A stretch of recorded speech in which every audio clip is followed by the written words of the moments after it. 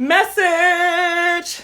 Hey, you know a lot of people, they struggle with control issues.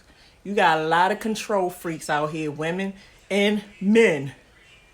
And my thing is, when you try to control people, most of the time it don't end well for one of the parties. It might not end well for the man with the woman. It might not end well for the woman with the man. Either way, somebody on either of the receiving end or giving end, it can backfire or it can cause problems. It can even cause problems to where you hurt because you couldn't control what people are going to humanly do anyway. And then it can hurt the receiving person because you causing mental problems. See, a lot of people play mental games. A lot of people are narcissists. A lot of people think that they can mind fuck people, but then a lot of times it backfires. So, what I've learned, I've never been controlling. If anything, people try to control me. But what I've learned is when you can accept that people gonna do what people gonna do, and you have you can plant a seed.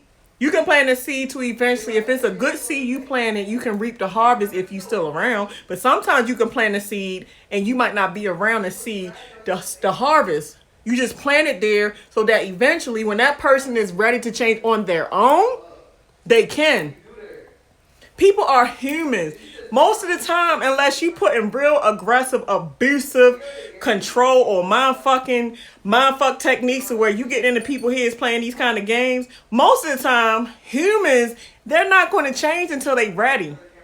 And my thing is, if you have to make somebody,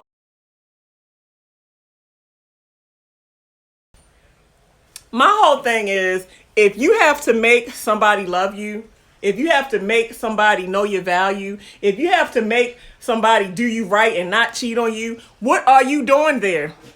You should never have to make nobody do anything. One thing I learned to try to practice, and that's how God is. And usually God gives us free will, right?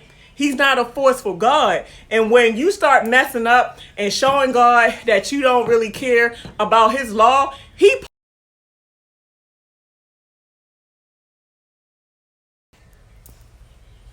He will pull back.